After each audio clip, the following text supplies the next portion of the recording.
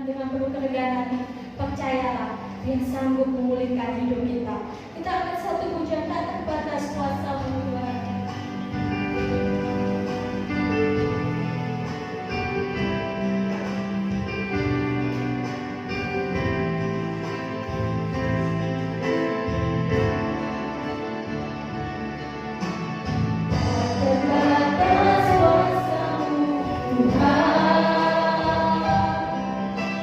Semua dapat Kau lakukan.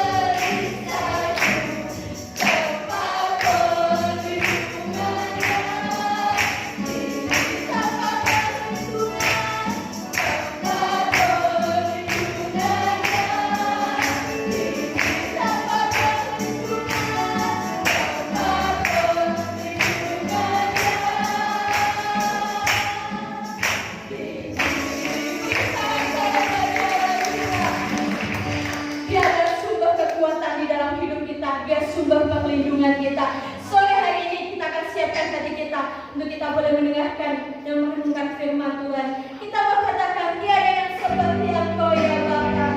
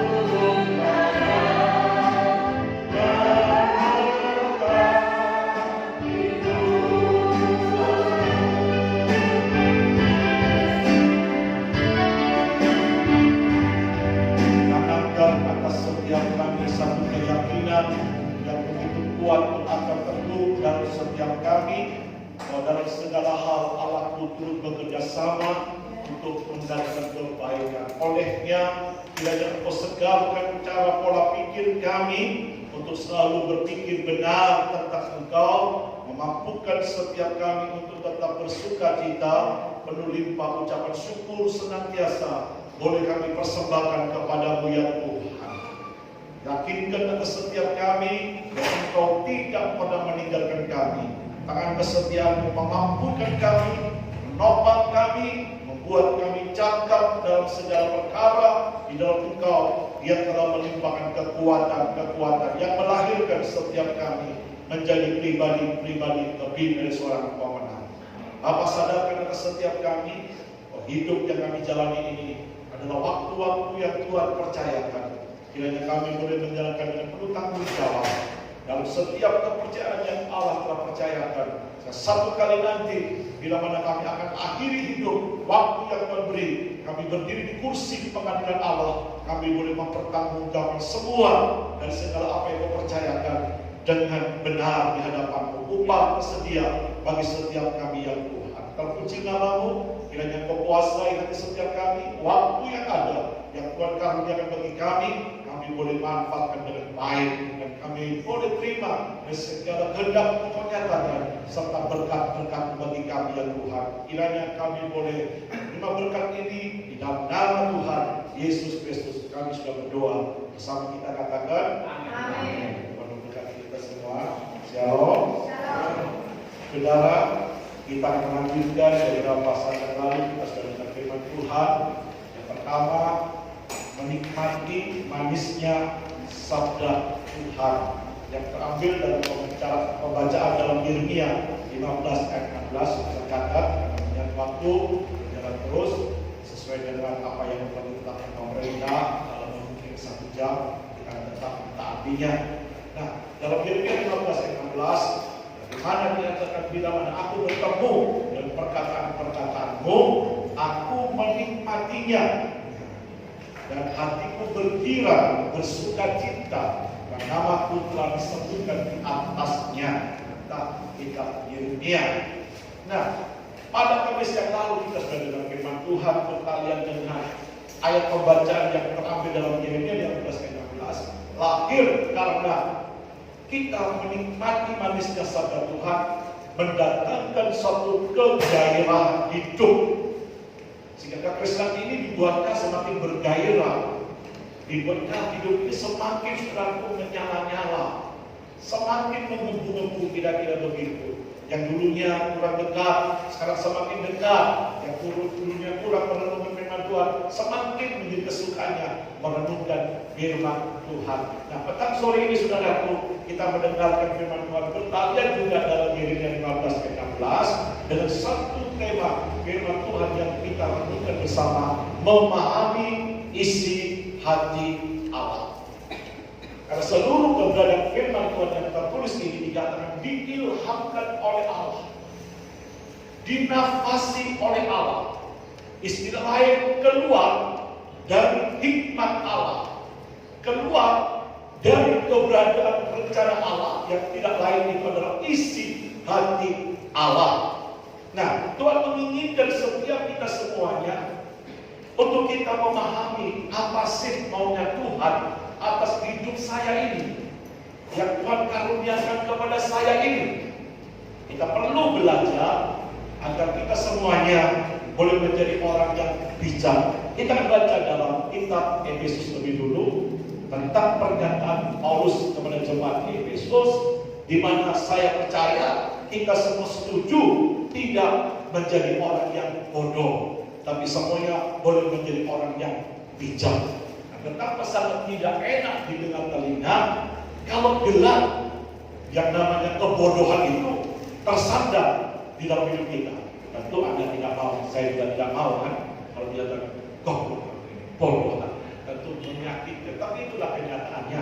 Salah satu contoh murid Tuhan yang bernama Kleopas, temannya satu tidak sebut namanya, apa itu istrinya, apa itu temannya, tidak dijelaskan, turun dari Yerusalem ke Emmaus.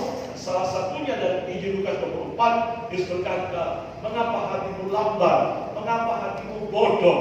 Untuk bisa menghilangkan yang namanya hati lamban, untuk menghilangkan apa yang namanya kebodohan, maka harus dibuka firman Tuhan. Yesus bicara dari kitab-kitab Musa tentang Mesias. Kalau kitab dan kitab itu dijabarkan, dibuka, Tuhan membuka pikiran mereka, apa yang terjadi? Mereka tidak lagi menjadi orang yang lemah, tidak lagi menjadi orang yang pesimis, tidak lagi menjadi orang yang tawar hati, bahkan salah dan tersesat dalam pengiringannya kepada Tuhan, dan pada akhirnya memiliki satu arah sejalan dengan Tuhan. Dan ini sesuatu hal yang luar biasa.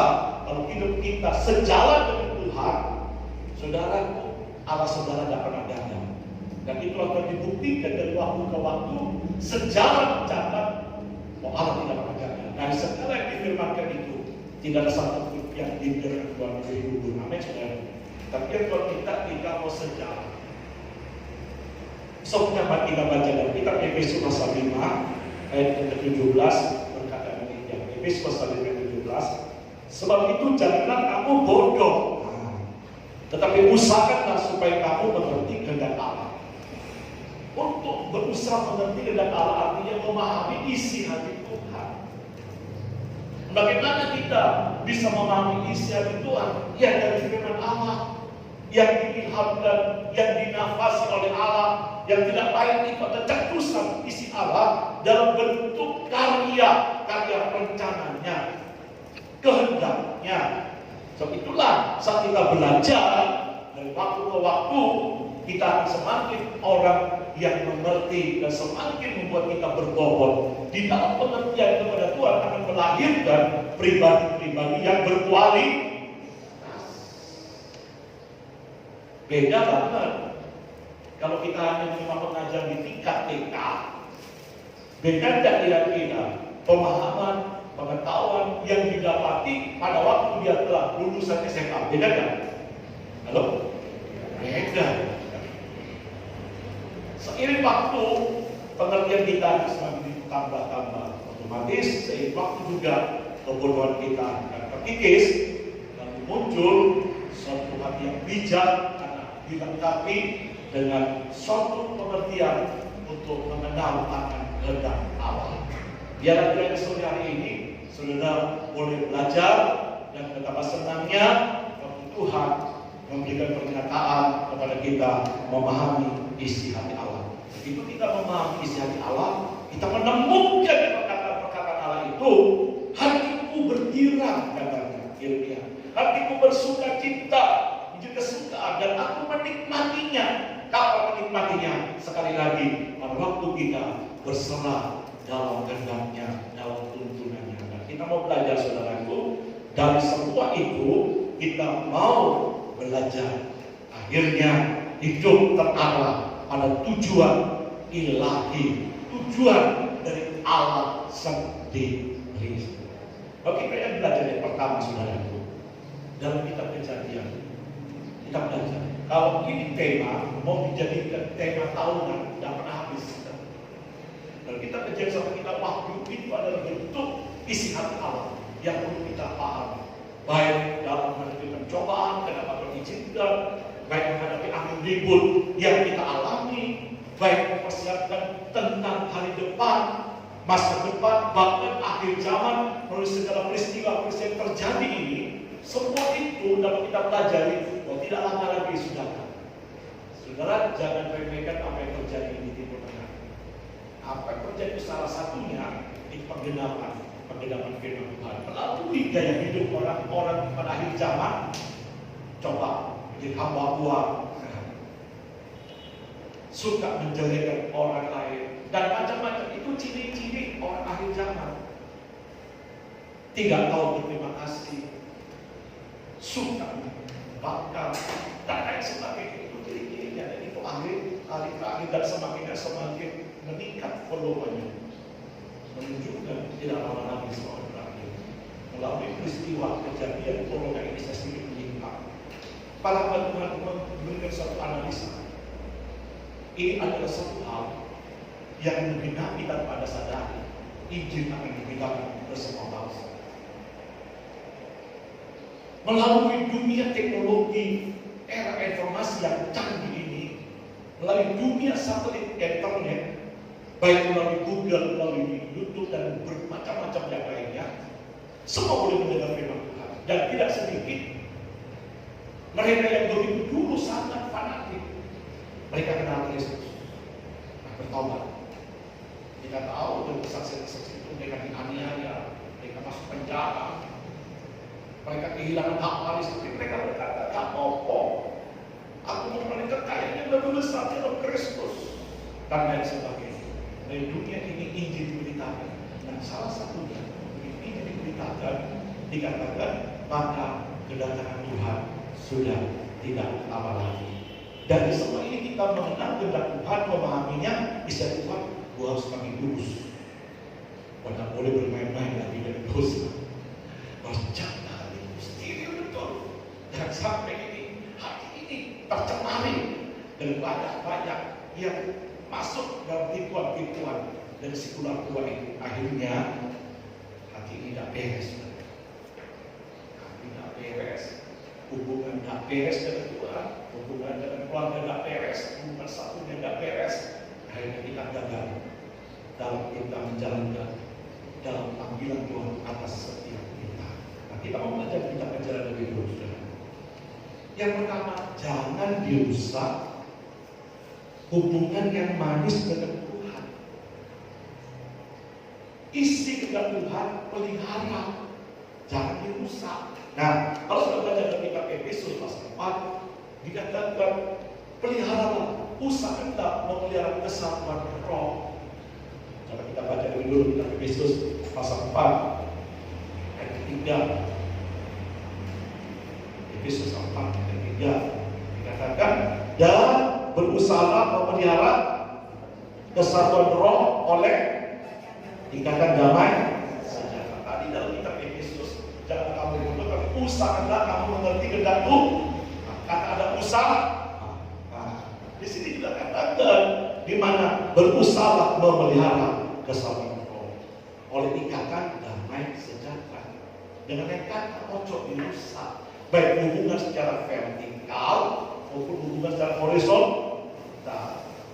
Karena kalau ini dipelihara, hubungan yang manis dalam Mazmur 133, betapa eloknya saudara-saudara dulu dengan roh.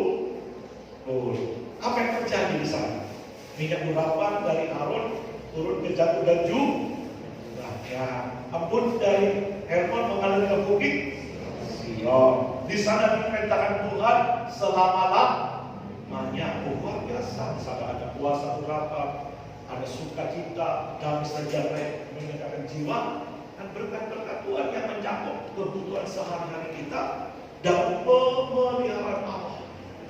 Dan melalui kita menjaga kesatuan untuk tetap terpelihara, jangan dirusak.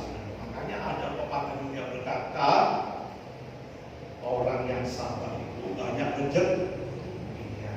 Itu pepatah dunia. Tetapi itu tidak benar, karena sabar itu lepas dari rasa yang bisa mengusik dan merusak kesatuan-kesatuan yang akan kembalikan. Tapi kejadian dikatakan yang pertama, jangan merusak hubungan yang manis dengan Tuhan. Bagaimana awal mulanya Adam dan Hawa itu manis hubungan dengan Tuhan. Pada waktu Tuhan datang ke Taman Eden pada suatu hari senja, itu bukan terjadi saat itu sudah terjadi berulang kali persoalan yang manis. Tapi kali itu terjadi sesuatu di mana hubungan yang manis rusak. Adam dan Hawa dikatakan tidak berani ngomong karena merasa bersalah, dan dampaknya dia merasakan dia telanjang. Kemudian Allah lenyap berbicara tentang kebesaran Allah, keilahian Allah itu meninggalkan kita, sehingga kita hidup dalam kemanusiaan yang terbatas dengan hanya SDM yang adalah sumber daya manusia. Hidup manusia yang mengandalkan otak semata yang memang ada dalam diri manusia yang namanya SDM, tapi keilahian Allah tidak lagi beserta, kekuatan kuasa Tuhan tidak lagi nampak dalam hidup kita, dan itu nyata melalui kemuliaan Tuhan sudah pudar. Dampak dari kehidupan Adam dan Hawa yang tidak bisa memelihara hubungan yang manis itu, akhir dengan suatu hal yang rusak. Sehingga berkata, di mana kau? Kita tahu ceritanya. Mereka berkata, aku telanjang. Siapa yang kata kamu telanjang? Dan pada akhirnya diurus-urus, karena kita makan buah pengetahuan baik dan jahat. Jangan dirusak hidup kita dengan penampilan dunia ini. Kalau tahu kalau kita baca kitab Kejadian pasal 2 ayat 17, saudara mencatat, walaupun nanti disebarkan melalui rekaman ini, tapi akan nyata karena itu penting untuk sudah ingat kembali. Iblis coba membawa mengalihkan pandangan Hawa. Nah, lalu dilihat buah itu menarik hati. Lalu direkayasa sedap, nikmat. Begitu pula saudara, iblis kadang-kadang menawarkan dunia, sistem dunia. Enak ya, kata kitab Mazmur 73, yang takut dengan Tuhan pun hidupnya enak. Sedangkan yang takut dengan Tuhan hidupnya biasa-biasa. Tonggok itu loh. Hidupnya tidak beres, Mas Samuel katakan. Tapi enak hidupnya. Dalam tanda petik, rasanya rezekinya lancar-lancar terus katanya. Semuanya enjoy. Sedangkan aku di sini udah benar hidupnya kami itu seperti ini. Dan tidak memahami bahwa sedang menyatakan kehendaknya sesuatu yang lebih. Nanti kita belajar kenapa dikatakan orangku yang benar akan tumbuh seperti pohon kurma. Saya kirim itu kepada Bu Suwito. Kenapa? Harus ditekan dulu ke bawah. Nah, begitu pula kenapa kita ditekan supaya kita siap menghadapi kenyataan apa yang ada di tengah-tengah kesuksesan. Kita tidak menjadi gagal. Di tengah-tengah kesuksesan kita tidak menjadi sombong. Di tengah-tengah kesuksesan tetapi kita rendah hati menjadi berkat bagi banyak orang. Amin saudara. Ini salah satunya. Banyak pengertian yang dapat kita pelajari memahami kisah Tuhan dan dunia ini sebenarnya. Lalu kita bisa bohong firman Tuhan. Kalau makan katanya mati mana? Sesuatu enak sedap kok. Bahkan ada pepatah katakan, kapan lagi bisa menikmati? Mau hidup sekali loh, nikmati. Ada benarnya, tapi kalau tidak hati-hati bisa tersesat. Lalu ada juga berkata, iyalah manusia belum sempurna, yang berbuat dosa diampuni oleh Tuhan. Betul. Tetapi jangan mencoba itu. Kalau sudah baca dalam kitab Ibrani, siapa yang dengan sengaja berbuat dosa, dia telah menginjak-injak darah perjanjian Allah, menghina itu dan menganggap itu semua sesuatu hal yang murahan. Itu jauh lebih menyakitkan hati Allah. Kalau konsep kita, konsep yang penuh kesengajaan. Hal ini bisa ditakut tuh. Nanti kalau sudah tua katanya, ya sudah tidak sama apa, bertobat. Maka itu gereja katanya tempat anak tua. Ya anak-anak sudah tidak perlu lagi. Anak-anak tua sebentar lagi mau berangkat. Persoalannya, orang mau berangkat dari buku tua kan? Coba kita kuburan lihat. Ada 9 tahun, ada yang 3 tahun, betul kan? Fakta kan? Iya kan? Jadi kematian bisa datang kapanpun dan dimanapun. Itu sebuah misteri Allah. Jangan kita dikecoh nanti. Ada kesempatan. Ya kalau punya kesempatan. Kalau tidak punya kesempatan, kita mau kemana? Kalau tidak surga di mana? Ya pilih sendirilah. Dan itu mesti terkekal. Tidak akan ada perubahan sampai selama-lamanya. Nah, di sini tidak dirusak, saudaraku. Jangan dirusak. Hubungan dengan Tuhan yang manis ini berusaha untuk menjaga persatuan roh oleh ikatan damai sejahtera. Jangan dirusak oleh karena faktor-faktor dunia masuk. Kita hidup di dalam dunia, tapi kita tidak terpengaruh oleh dunia, tapi sebaliknya kita menjadi garam, menjadi terang untuk mempengaruhi dunia. Seyogyanya hidup Kristen begitu. Kalau dunia, kalau emosi caci maki gini-gini, buah mencaci maki juga. Itu namanya konsep kita tidak sejalan dengan firman Tuhan. Berdampak nanti membawa sesuatu kehancuran antara hubungan satu dengan yang lain. Dan akhirnya kita menjadi lemah dan dampak untuk dikalahkan. Nah, kita sudah semula ditetapkan Tuhan. Kita perlu berharap sampai rencana Tuhan semakin akbar, semakin nyata dalam hidup kita. Saya ngomong, Suwito, Bapak Dikatakan dalam kitab Pengkhotbah, kita baca coba pasal yang ke-7. Saya bilang dengan Bu Suito, ini firman Tuhan yang saya sampaikan supaya minimal dia sudah sedikit membaca dan mendapat porsi yang sama, walaupun tidak secara utuh seperti yang sudah dengar pada saat sore ini karena melihat waktu yang ada. Dalam Pengkhotbah 7 ayat 8, akhir suatu hal lebih baik daripada awalnya. Dan ini kita lihat dari kacamata Tuhan.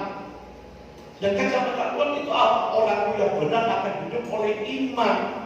Dikatakan dalam 2 Petrus 1 ayat 7, bahwa hidup kita bukan ditentukan oleh penglihatan, tapi oleh karena iman. Di dalam Roma pasal 1:17 dikatakan, seperti yang dikatakan Alkitab, orang yang benar akan hidup dari iman. Apa yang dikatakan orang yang benar akan hidup oleh iman?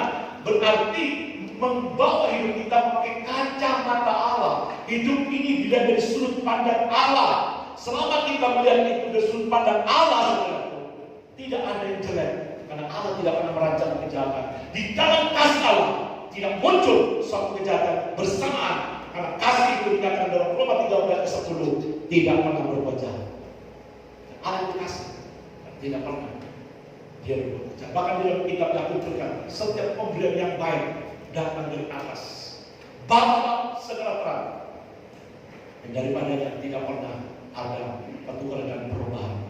Dan setiap yang terbaik datang dari atas, anugerah yang sempurna datang dari Bapa pohon segala terang.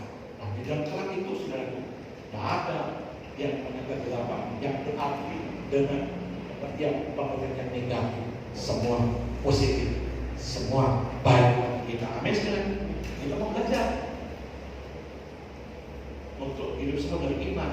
Nah, otaknya sesuatu pribadi dalam hidup kita, untuk kita nanti bersama dengan Tuhan.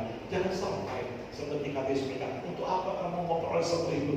Mau jiwa binasa. Untuk apa? Lalu kita mau tinggal di mana? Di mana Yesus berkata, aku tidak kenal kamu. Sopo kamu ini? Niat kamu tidak dapatku. Mau cilaka, saudara. Kalau kita diusir dengan orang, kita opo masih. Ya Tuhan sudah usir, tidak ada tempat sejengkal tempat pun bagi kita. Aduh, itu celaka yang paling celaka. Sedikitlah dikatakan dalam kitab Pengkhotbah dari pasal 7 ayat 8, dikatakan akhir suatu hal lebih baik daripada awal. Kita sudah dimulai dari awal yang baik dari Tuhan. Dipilih, dikatakan dalam Efesus pasal 1:3, bahwa kita telah dipilih sebelum dunia ini ada. Tapi saya bilang dari Suito, itu berarti kita ada dalam rencana Allah. Dan setiap kita menikah, belum tahu jenis kelaminnya apa, belum tahu bentuk wajahnya gimana, tapi itu semua ada di dalam rancangan Allah yang dikatakan dalam Efesus yang pertama ketiga, bahwa Tuhan telah memilih kita sebelum dunia ini ada untuk menerima segala berkat di surga. Amin, saudara. Untuk itulah kita perlu memelihara hidup yang Tuhan sudah karuniakan, ojo dirusak dengan perbuatan-perbuatan yang setiap hari menyakiti hati kita. Tapi sebaliknya, kalau kita memahami kehendak Tuhan, setiap hari kita bisa mengambil hatinya Tuhan. Bukan orang Kristen yang bikin makan hati. Beda. Kalau orang saudaraku selalu makan hati saudaraku, kira-kira gimana? Perasaan tak suka muncul. Bahkan mungkin hal-hal negatif akan mengikutinya. Tapi kalau seseorang bisa mengambil hati saudara, jangankan dompetnya, kepala pun kalau diminta dikasihkan. Kata mama saya, kalau orang bisa mengambil hatinya Pak Samuel, maaf bicara, mama saya ngomong, salah berbeda. Maksudnya apa? Dia telanjang pun bersedia untuk memberikan.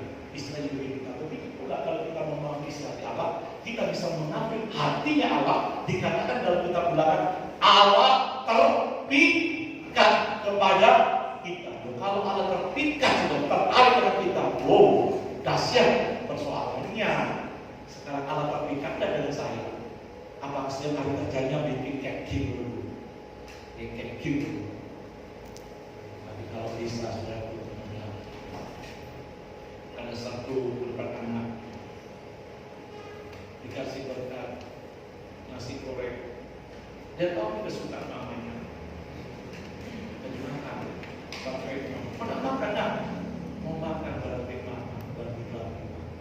Aku tahu mama suka nasi goreng ini. Apalagi nasi goreng ini gorengannya cuma makan ini, itu kesukaannya. Mamanya saudaraku lihat itu, aduh dia bangga. Dia cerita dengan saya. Mau makan aja dia ingat, mama juga nikmati. Dia ingat, mamanya jatuh cinta itu lebih dalam atau lebih dalam? Lebih dalam. Nah, demikian pula saudaraku, kita mengerti bahwa segala mekanisme disediakan sejak kita sebelum dibentuk sudah dipilih oleh Allah. Di dalam kitab Galatia berkata, sejak dalam kandungan ibu kita sudah dipilih oleh Allah. Ini suatu pengertian bahwa kejadianku luar biasa. Kejadianku bukan biasa-biasa. Kejadianku bukan cuma sekedar lahir, tapi kejadianku adalah kehendak Allah atau ada dalam dunia ini. Amin, saudara. Ini suatu pengertian yang harus kita pahami dan kita akan jalan terus dalam persekutuan dengan Tuhan dari apa yang Tuhan sudah tentukan untuk tidak dirusak. Nah, dan itulah kita baca dalam Ulangan pasal 8 dikatakan, saudaraku, dan bisa sampaikan juga pada sini, untuk kita mampu melihat bahwa akhir itu suatu hal yang lebih baik dari sebuah awal yang Tuhan sudah memulai. Kalau kita jangan itu semua memelihara kesatuan roh dengan baik. Lain kata, jangan dirusak hubungan yang manis dengan Tuhan. Nah, di dalam Ulangan 8, saudara, ayat yang ke-29 sampai 30 dikatakan, sebab semua orang yang dipilihnya dari semula, yang telah ditetapkan dalam pengertian Tuhan sebelum dunia ini ada, kita telah dipilihnya sejak kita dalam kandungan ibu kita sudah dipilihnya. Dikatakan mereka juga ditentukannya dari semula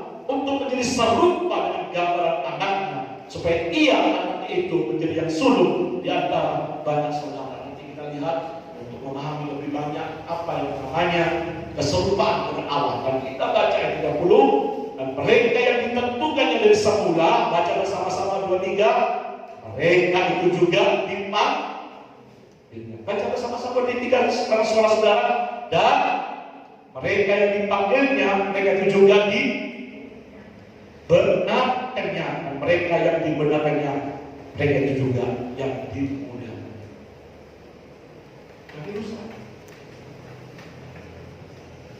Jangan ditipu dengan tipuan setan. Setan itu pintar tipu, ulung, lihai.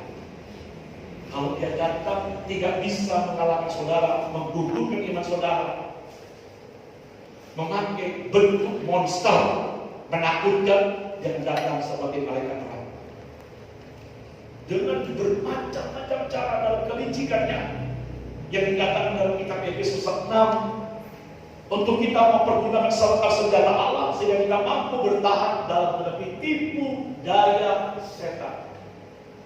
Setan itu licik.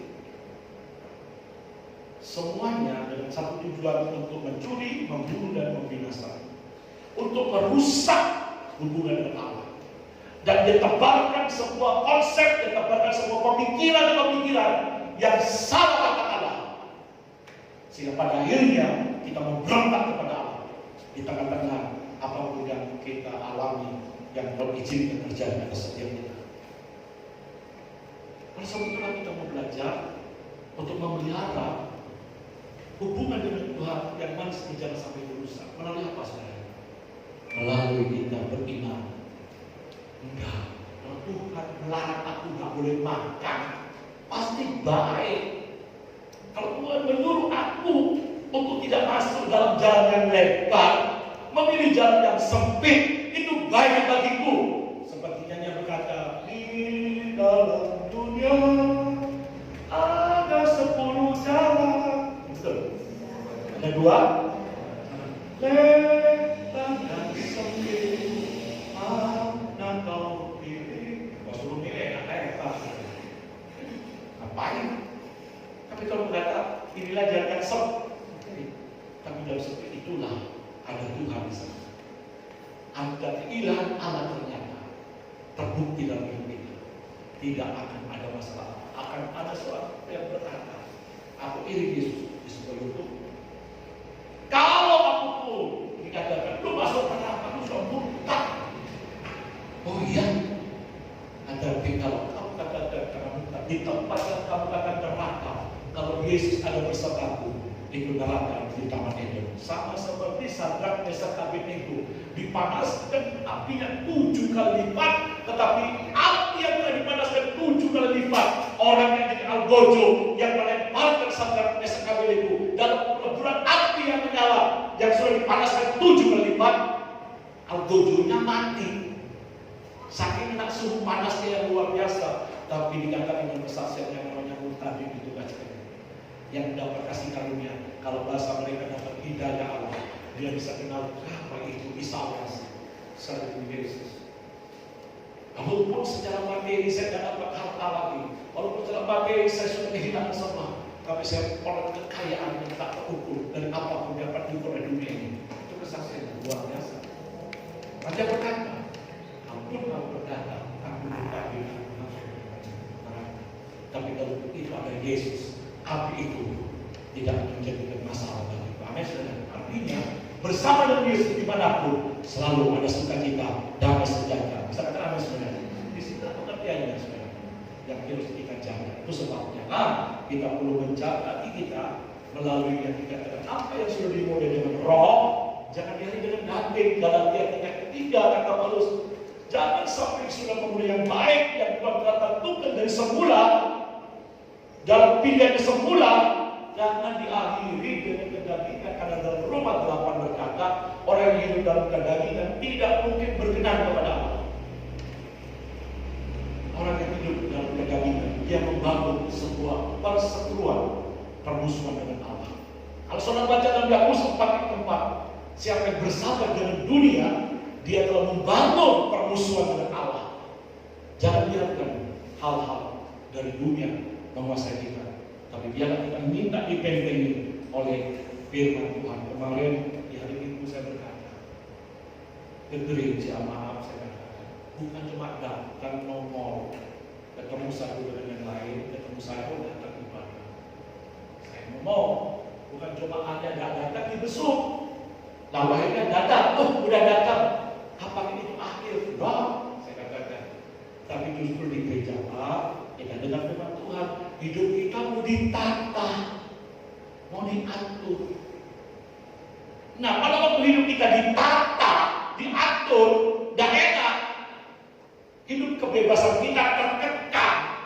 Tetapi kita memberikan tempat bagi firman seluas-luasnya, firman itu yang melahirkan kehidupan kita dari hari ke hari. Kedahsyatan Tuhan menyatakan seperti pada waktu Yakub, dia membuka hatinya mau ditata oleh Tuhan, kembali ke Betel.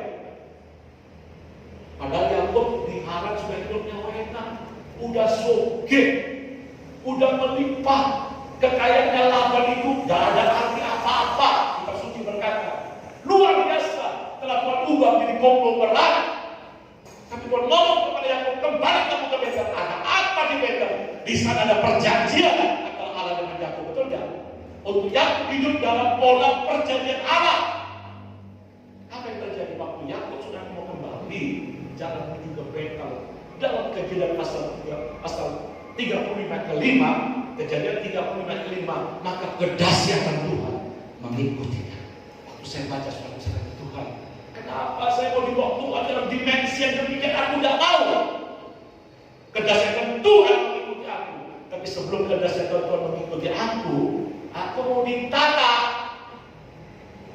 Aku mau diatur oleh Tuhan. Sehingga hidup kita sudah bukannya aku lagi. Kata Paulus dalam Galatia 2:19, tapi Kristus adapun hidupku ini bukannya aku lagi, amin, melainkan Kristus yang hidup di dalamku. Entah ada angin, tidak ada apa, tidak istri saya, ada seorang jemaat dari perpindahan gereja lain, saya gembalakan, saya bimbing, saya tuntun dengan segala keberadaan saya secara maksimal yang tidak bisa sepenuhnya waktu yang diberikan kepada dia, karena begitu banyak pelayanan yang harus saya bagikan ke tempat lain. Dan saya juga mengatur kesehatan saya untuk saya tetap boleh terima dalam pelayanan. Tak tahu bagaimana, wah, kata hujatan keluar dari WhatsApp yang saya terima. Ada apa ini? Saya tidak melayani dengan WhatsApp melalui kalimat-kalimat dan kata-kata saya dipakai untuk saya tanya. Tentu secara manusia sakit hati kok. Semua itu tidak benar. Hanya prediksi dia melalui kata orang. Dan saya waktu tanya dengan orang itu, saya tidak ngomong apa-apa pasal mereka. Tapi kenapa kok seperti itu? Tidak, saya tidak panjang maksud itu. Saya ngomong istri saya menjadi barometer buat saya. Wah, marah enggak ya? Menyikapi dengan negatif enggak ya? Atau semakin mengasihi dengan orang-orang seperti ini yang sesat, yang pikirannya sudah nyeleweng ini? Itu menjadi barometer saya. Kalau saya marah dan saya dikuasai kemarahan, berarti barometer saya belum sampai ke tempat level yang Tuhan inginkan. Oh Tuhan, ajar aku untuk aku mampu mengasihi orang seperti ini. Dan gampang, saudaraku. Tetapi saya mau belajar. Saya mau belajar untuk senantiasa mengikuti apa yang dirindukan Tuhan. Dan saya percaya kalau saya hidup tidak di bawah kedagingan, maka saya akan menikmati keindahan Allah seperti yang tegas dan Allah. Yuk kita baca ayat terakhir. Sudah jam kurang 5 menit. Maunya ngomong terus, saudara. Tapi kita cukup sampai di sini. Kerinduan saya, yang pertama, memahami isi hati Allah. Jangan rusak hubungan yang manis dengan Tuhan. Dampaknya, saudaraku, wasati ilahi Allah ada mengikuti setiap kita. Dan yang kiranya sudah terangsang dalam tanda petik terdorong untuk kita merindukan peristiwa yang terjadi dalam kitab Kejadian pasal 35 ayat yang ke-5. Kita baca bersama-sama. Saudara tidak hanya baca dalam hati, tapi keluarga para saudara bersama-sama dengan saya. Kitab Kejadian 35 ayat yang ke-5, 2, 3. Sesudah itu berangkatlah mereka, dan kedahsyatan yang dari Allah meliputi kota-kota sekeliling mereka, sehingga anak-anak Yakub tidak ada. Artinya mereka hidup dari kemenangan-kemenangan. Musuh dibuatkan takut karena mereka melihat kedahsyatan Tuhan, karena mereka melihat keilahian Allah, karena mereka melihat penyertaan Tuhan real, nyata di dalam manifestasinya. Allah nyatakan kepada kehidupan Yakub yang mau kembali ke Betel. Ada apa di Betel? Ada perjanjian Allah yang menginginkan kita bangun komitmen bersama. Bagianku, bagianku, kata Tuhan, bagianku, bagianku, sampai kita pada bisa melantas seperti yang dikatakan dalam kitab Amos, berjalan kedua orang bersama-sama. Jikalau berjanji hari ini, Anda tidak hanya hadir, tapi Anda mau ditanya oleh Tuhan. Lebih dari itu, Tuhan mau mengikat perjanjian dengan saudara. Bagian lu, kata Tuhan, bagian lu, bagian Tuhan. Bagian Yakub, baik bagaimana? Nah, bagian Tuhan, hati yang bagian pembelaan, pertolongan Tuhan, dikatakan kedahsyatan. Bahasa kedahsyatan itu, saudara, itu bicara kebesaran. Kata kedahsyatan itu juga berbicara keajaiban. Amin. Kata kedahsyatan juga bicara selain kebesaran keajaiban, bicara sesuatu yang bersifat spektakuler, luar biasa. Kita melihat keajaiban-keajaiban yang terjadi. Manakala kita mau melihara hubungan dengan Tuhan dengan manis melalui iman dalam ketaatan, untuk kita dengar-dengar nyanyian pun berkata, kalau saya mau menggirang, kalau saya mau senang, amin, adalah satu jalan yang dengar. Waktu saya ditabrak dari belakang, saudara, selama kalau saya ada yang rusak, brake pun ada, tapi terpental saudara kalau saya jauh, saudara. Sudah rusak, minimal brake pecah karena dibuat dari plastik. Anehnya mobil Avanza yang nabrak saya jauh lebih kuat posisinya di sebelah saya, hancur, saudara. Nah, ini mengherankan. Sehingga orang berkata, aku tidak rusak, saya tidak rusak. Dan saya juga terpental ke atas, saudara. Waktu itu masih bobot saya masih bebannya masih terlalu berat, saudara. Jangan, saya pikir, aduh habiskan. Kalau nggak patah karena saya lumpuh seumur hidup, atau saya mati. Semua orang bilang, mati ya. Terpentak atas, saudara. Tanpa saya persiapkan. Tapi ada dua kesaksian. Dan kesaksian satu di yang lain tidak kenal. Salah satu pegawai Indonesia waktu yang ada di depan itu, dia bilang, saya tidak Pak Samuel. Ada orang yang berjubah putih. Dia melemparkan jubahnya. Tak kira berapa apa dia Pak Samuel. Lalu saya bantu berdiri. Oh, saya bisa berdiri. Saya bisa jalan. Tak potong. Puji Tuhan. Kalau saya duduk, saya bukan yang pertemuannya. Anak teman itu bersama. Lalu jalan saya mau pijat galon. Saya bilang saya duduk dulu. Apa ada tetangga? Saya jalan ke sana sini seperti di pingpong. Saya nyanyi. Kami menunggu bersama istri saya bersama saudara aku. Jika besar sambil timbang-timbang saya sakit, saudara. Di tengah perjalanan saya tiba, Pak, kesana dulu Pak. Tadi kesini katanya Pak. Iya, suruh kesana, jangan lagi. Di tengah perjalanan seperti sepuluh sakit kusta, saya tak sakit kan. Sampai aku ngomong, Pak, tak sakit. Ih, sakit. Dan waktu di foto, jangan kan sudah apa-apa. Letak dada kalau perlindungan Tuhan yang tak keserta kita, saudara. Apa yang terjadi, saudara? Yang di dalam mobil itu pun berkata, tak kira bilang apa kan? Kenapa? Saya lihat ada juga orang berjubah putih yang memberikan sayapnya, yang memberikan jubahnya melindungi saya. Dan saya tahu itu utusan para malaikatnya yang mengutus melindungi saya. Itu kesaksian, saudaraku, yang luar biasa, saudara. Bingung saudara melihat kedahsyatan terjadi. Yang kalau berkata, kamu tidak jadi ekor, tapi jadi kepala. Nah, turun tapi naik. Jangan tidak berhutang, tapi mau beli hutang. Kalau kamu beri tempat firman, jaga hubunganku dengan Tuhan. Jangan yang manis ini menjadi rusak. Misalkan amin saudara dulu, dan sudah percaya firman ini bukan dusta. Firman ini telah dibuktikan dari zaman ke zaman, dari waktu ke waktu. Diteliti dari orang-orang yang mencari kelemahannya. Tidak satu pun yang menunjukkan hal yang sempurna, nyata di dalam firman. Ayo kita berdiri, saudara. Benar ya sungguh benar perjanjian Allah benar, musuh tak berdiri atasnya. Yang ku tahu Tuhanku benar. Bersama-sama dengan saya katakan benar. Benar yang sungguh benar.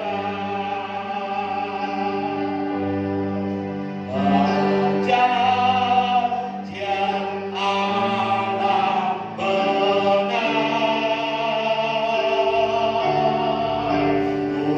Sudah berdiri atasnya. Yang ku tahu Tuhanku benar. Yang ku tahu Tuhanku benar. Yang ku tahu, yang ku tahu Tuhanku benar. Amin. Tanamkan terus kekuatan iman yang semakin berakar dalam setiap kami. Firman-Mu sungguh iya dan amin. Bapak, biar kiranya hubungan yang manis yang sudah terjalin oleh ikatan damai sejahtera, oleh darah anak domba Allah yang sudah tertumpah, yang mendamaikan aku dan Bapa di surga, tidak akan pernah dirusak oleh kedagingan kami, oleh sistem-sistem keduniaan, melainkan tetap terlihat dalam iman yang semakin terbuka dan ketaatan katakan kami dan firman Allah Bapa Saudara. Dan rindu kedahsyatan dari Tuhan mengikuti kami, manifestasi dan keilahian Allah nyata yang benar. Ini suatu kesaksian betapa besarnya Allah yang bersembah itu nyata atas setiap kami yang Tuhan. Tolong kami, jangan sampai apa yang sudah dimulai dengan roh, kami akhiri dengan daging. Tolong kami. Apa yang sudah dimulai dengan roh, pimpin kami. Pada akhirnya kami tetap memelihara kesatuan itu dalam ikatan damai sejahtera, manis dan engkau dengan baik Tuhan. Baik hubungan suami istri, baik hubungan dengan keluarga, baik hubungan dengan beberapa jemaat. Tuhan tolong, kiranya kami boleh berusaha memelihara kesatuan. Tuhan tolong setiap kami untuk kami tidak menjadi bodoh, tapi berusaha untuk mengerti kehendak Allah. Firman-Mu telah sampaikan, kiranya Tuhan tolong setiap kami bertanggung jawab memelihara hubungan yang Tuhan sudah ciptakan di tengah-tengah kami. Bapa Surga, kami bersyukur kiranya Kau menerangkan firman atas setiap kami dan memberkati setiap kami. Di dalam nama Tuhan Yesus Kristus, kami sudah berdoa bersama kita katakan amin.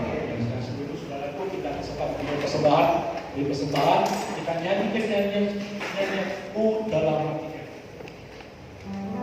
Ku dalam hati dan tinggalkan cara hidupku yang lama, semuanya sia-sia dan tak berarti lagi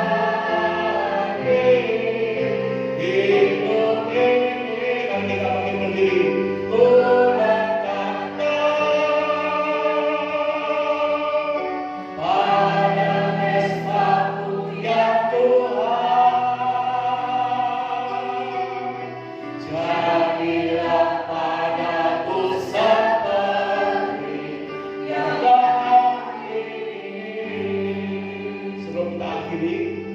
Pesan saya sebelum tidur, ambil waktu 5 menit praktek, jangan cuma hanya mendengar, praktek. Sebelum sudah tidur, sebelum sudah berdoa, Tuhan, aku serahkan hidupku dalam perlindungan Tuhan. Renungkan malam dari tadi pagi aku bangun, apa yang telah aku perbuat, apa yang telah aku hidup katanya, apa yang ada dalam rancangan hatiku. Apakah aku sudah lurus di hadapan Tuhan? Apakah waktu aku melihat cewek, hatiku kenapa tertarik dengan dia? Tuhan tolong, jangan sampai aku seperti tersesat. Renungkan, mengevaluasi diri, siap untuk semakin baik di hadapan Tuhan, semakin terang sampai kepada terang matahari. Hanya 5 menit cukup bangun tidur. Kenapa tadi aku dagangnya? Aku beres, aku tidak beres. Aku tahu itu. Ada kelebihan, tapi kenapa aku simpan? Kenapa aku tidak kembali ke Tuhan? Tolong. Itu kesaksian. Waktu saya datang pasal bercerita, saya tahu ada kelebihan, tapi saya sengaja tidak mau. Tapi waktu saya melakukan, saya sadar, saya tidak beres, saya minta ampun, saya berusaha besok untuk mengembalikan. Jangan sampai kita terjerumus. Kiranya waktu menolong kita mengevaluasi sampai kita siap menyongsong dari Tuhan yang kedua. Sampai kita siap kapanpun Tuhan panggil saya dan saudara, saya siap bertemu dengan Tuhan dan kemudian sampai selama-lamanya. Mari kita penuh hati, mari angkat kedua tangan saudara, terima berkat Tuhan.